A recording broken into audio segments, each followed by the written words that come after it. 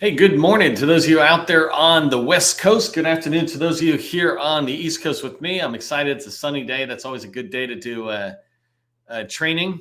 I have to get prepared though, because winter's here. So I'm guessing we're going to do training when there's not as much sunshine.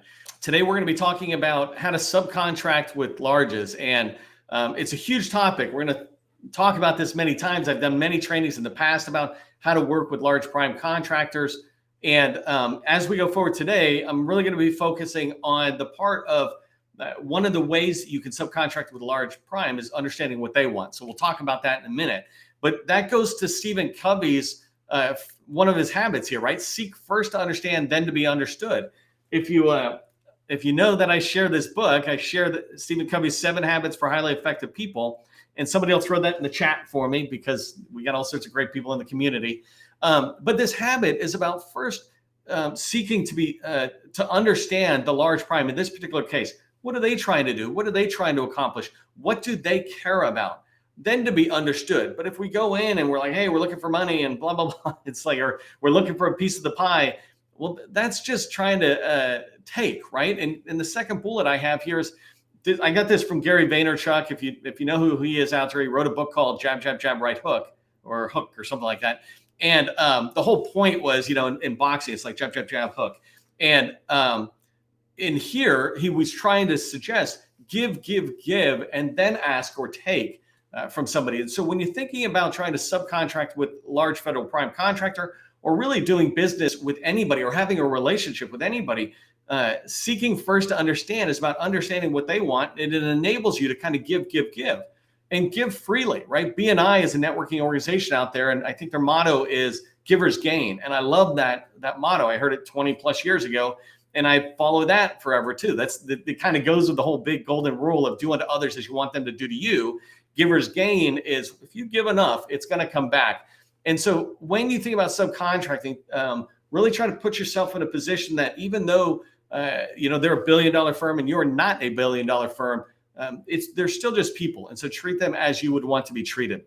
Today's training, I'm going to cover down on how to subcontract with federal primes or large primes in 2 ways. I want to just put them in perspective. Where are the large primes as it relates to the way that I teach the 3 federal revenue streams that are out there? And then the second thing I want to talk about is what large firms look for from small businesses like us, right? There's specific things that they're looking for that will make you attractive to them as a subcontractor. And that's one of the first steps is understanding what they want, what's in it for them, et cetera. So that's what we're going to cover down on today. If you don't know who I am, my name is Neil McDonnell. I am the president of the GovCon Chamber of Commerce, and I want to welcome you to my federal sales training where I provide tips for success in the federal market. I spent 20 years as a small business owner in the federal market. And since 2018, I've been helping people like you understand that government contracting is not a secret. It's just a process. The process goes from A to Z. And when you follow a process, you have repeatable, predictable results.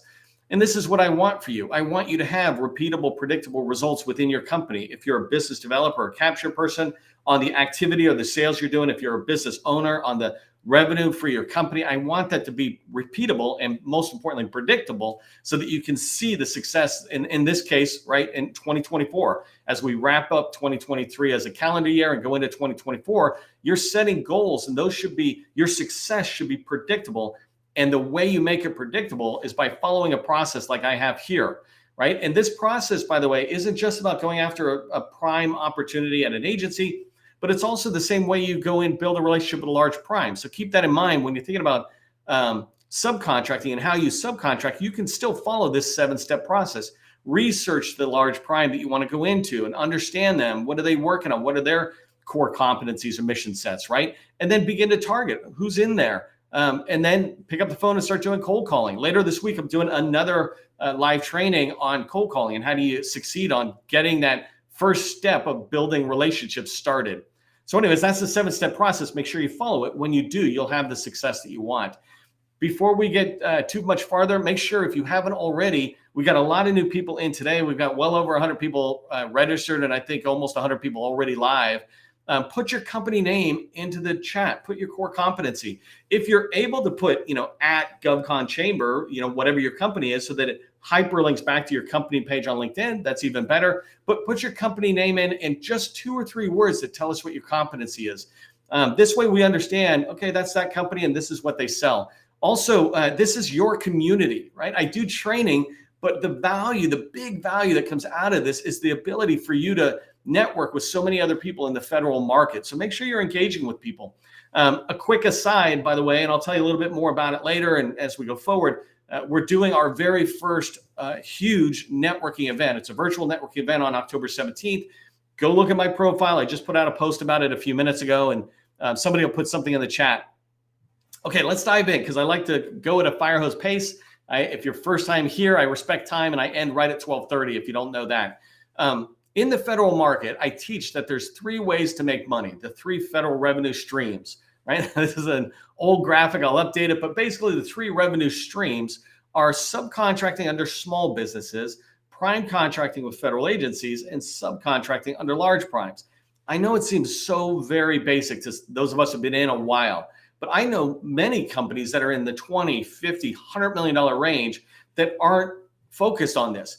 The ones who actually do this really well are large primes. Large primes, the billion-dollar large primes, they have a plan for how they're making money on the subcontracting path under smalls, how they're going obviously to agencies, and how they're working with other larges to be able to go after dollars. And I want you to see that the same way, is that these are 3 revenue paths that you should be making money or planning to make money from.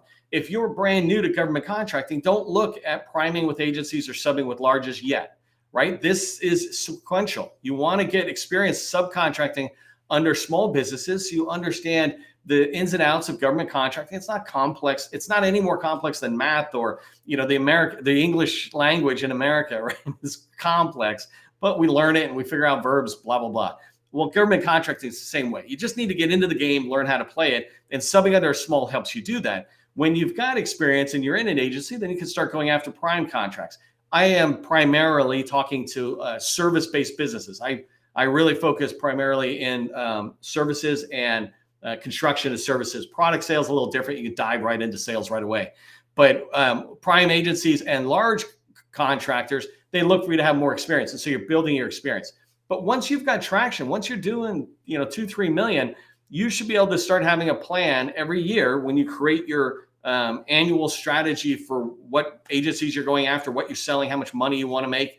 That plan should be broken down across these 3 revenue streams. And so today I'm going to be talking about subcontracting under larges, right?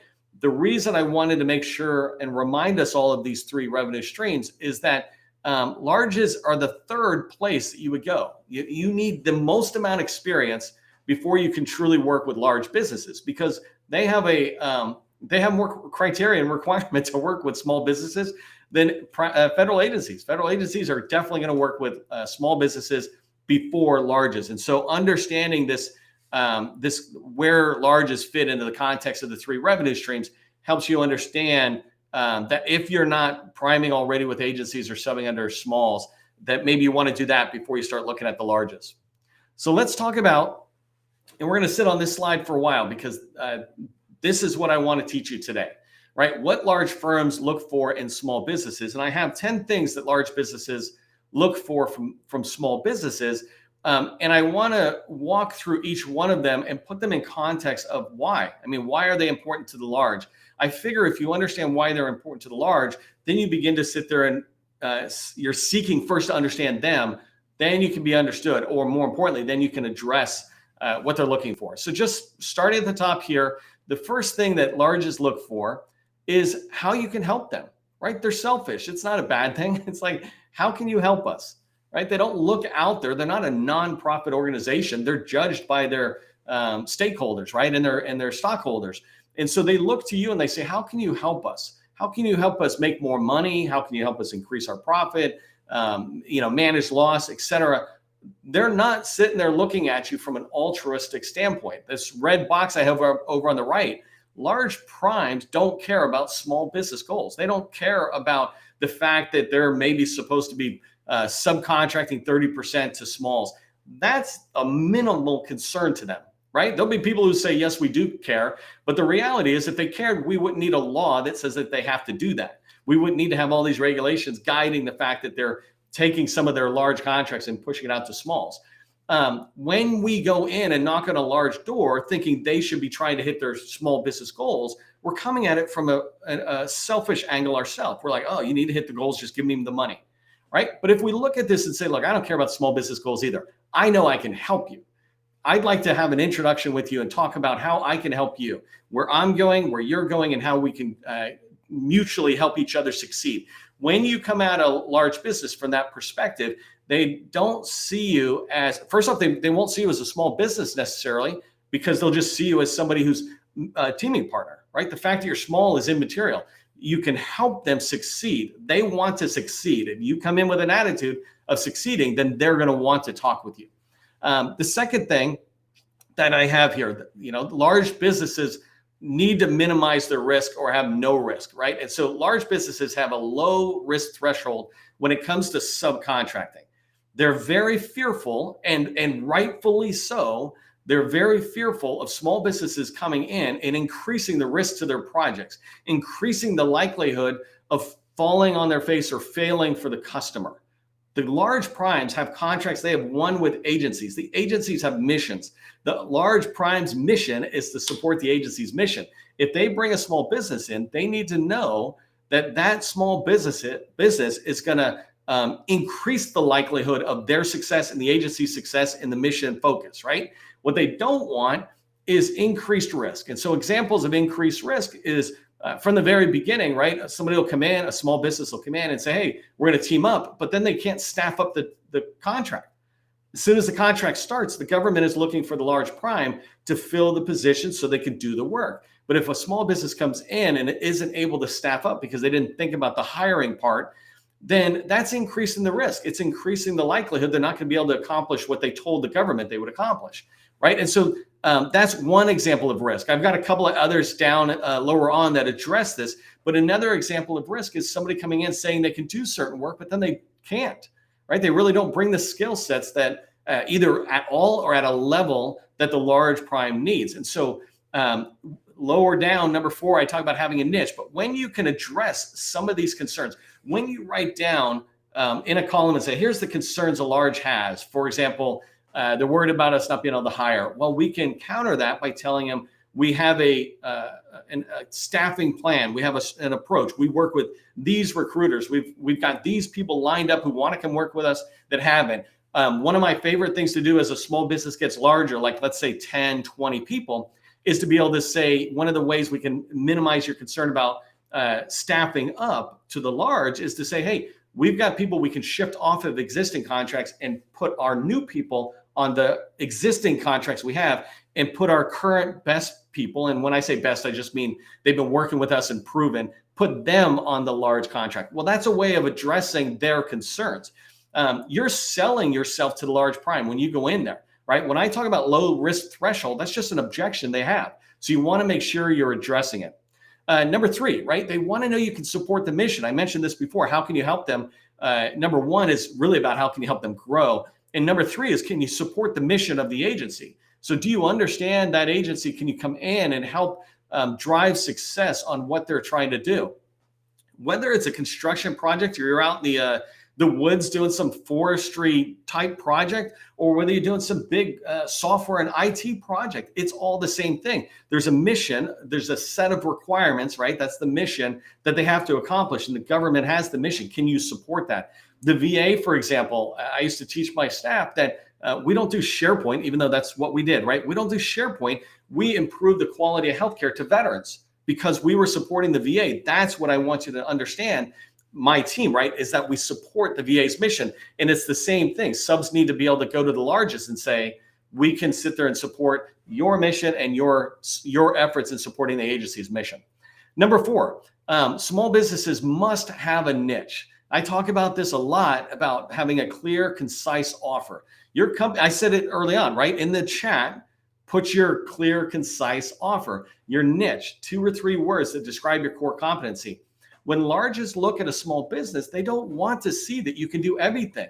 There's billion-dollar firms who know they cannot do everything, right? They turn to other people.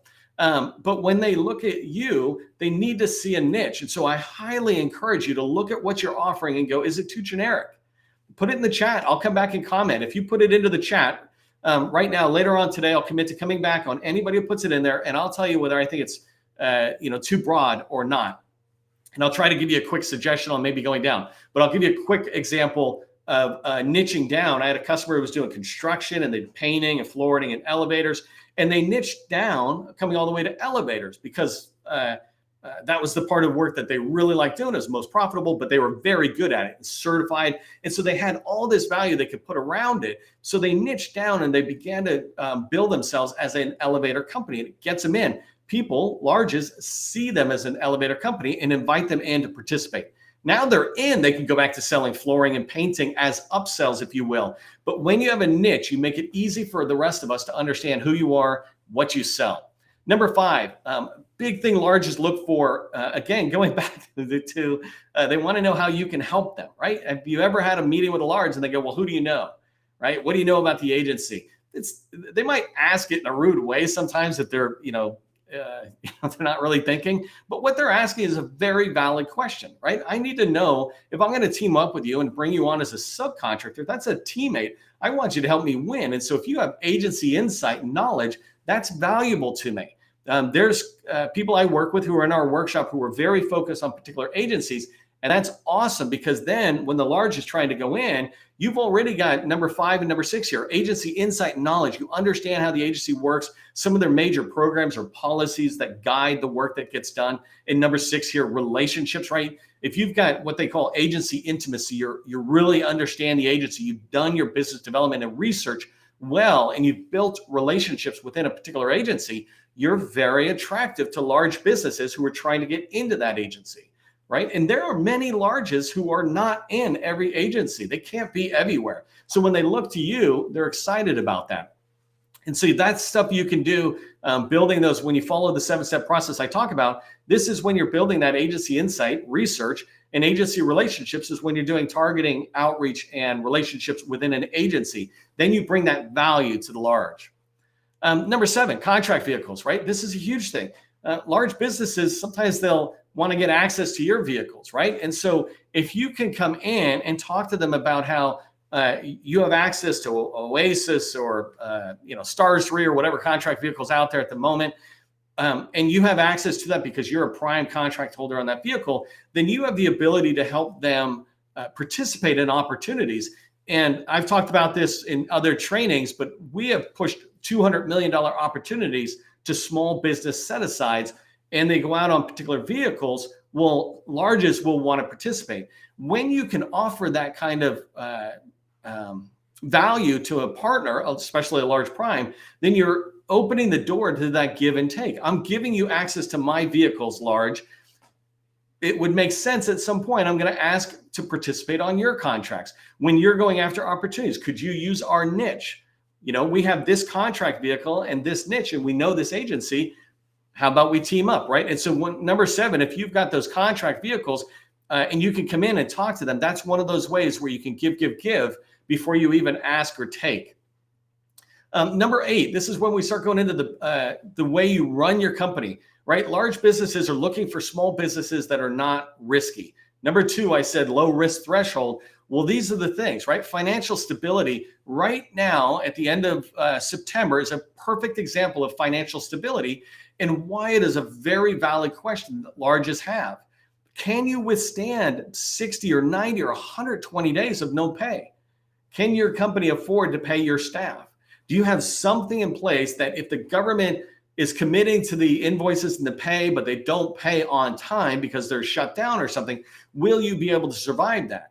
And that's what the largest want to know. Do you have the financial stability to make sure that you don't threaten your employees and your staff's retention by not being able to pay them, right? It's bad, right? But it's nothing you're doing bad, but it's a maturity thing for your organization. Do you have relationships with your bankers and financial institutions that help you have lines of credit or whatever way cash comes into your company to be able to make sure that you can continue to survive if you work with a large? Because what they don't want is for you to come on as a subcontract. You got people working on it. Everybody builds up the team. The team is getting security clearances. They're getting knowledge on the project, et cetera.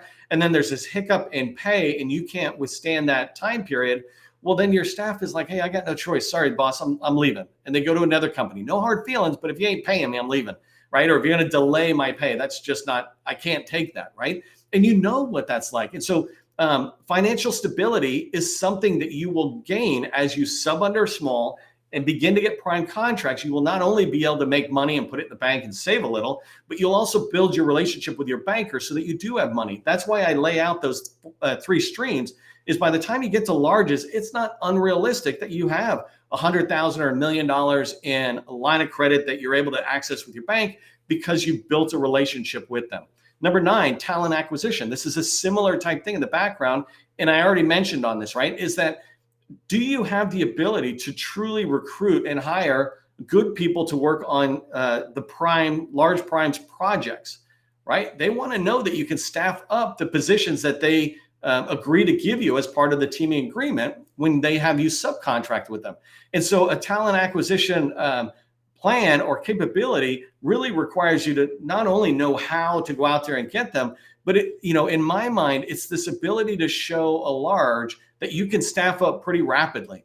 That's why I gave an example early on when I said, look to the people you already have as you're building a company, right? And again, I'm not talking to the people with 5 people or less. If you got 5 people or less, 10 people or less, do more subcontracting with smalls. A lot more forgiveness in there. But as you start moving forward, right, make sure you understand, how can you move people around? How can you make sure you get people on this new contract right away? How can you backfill them if somebody quits or has to leave the job?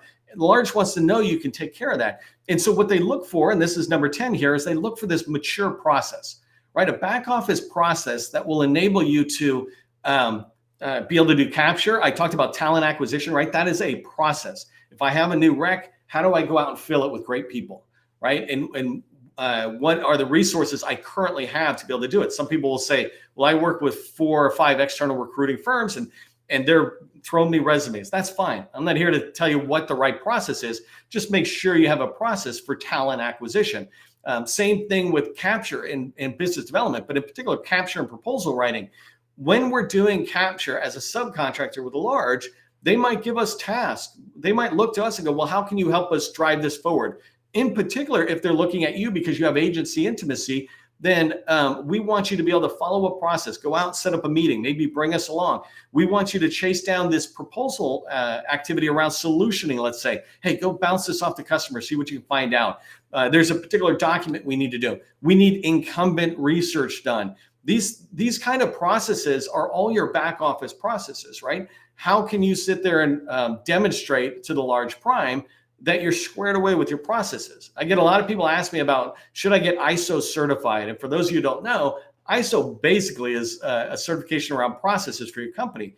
And what I tell people is, and we talk broader about this, but it's less about the certification. It's more about, are you actually putting in place the process for that you got the ISO certification on? Do you put it in place and follow it, right? That's what they want to see. And often when you go to a largest, they'll look for you to demonstrate that. How fast can you respond to a data call? How fast can you write a page or two? So these are really important things that large firms look for from small businesses.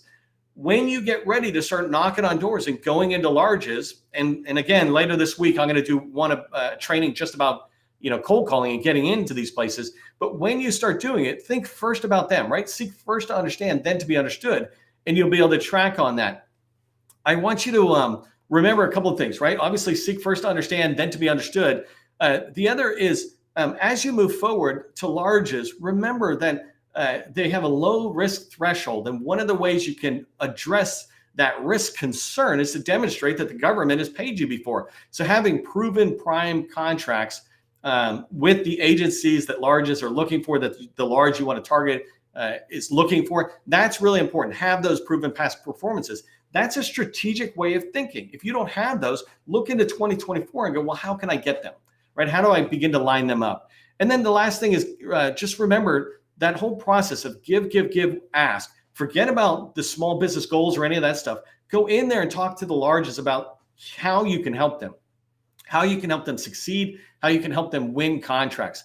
One of the things, if you haven't done this before, on our website, www.govconchamber.com, you'll find we have 3 directories down there. We're about to upload them next week or update them next week for October.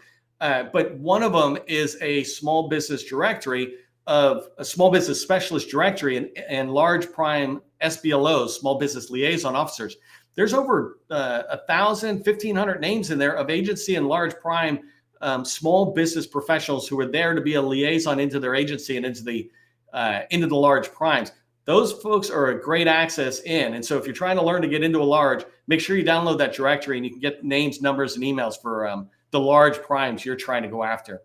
So, okay, as we go forward, remember, we do this training every single day. Come back, then put this on your calendar. You'll see 2 more trainings lined up this week. If you get value out of this training, become a sustaining member. And then remember, we've got this networking event coming up on October 17th. We call it the No Nonsense Networking. It's designed specifically to help you make introductions. People buy from those they know, like, and trust.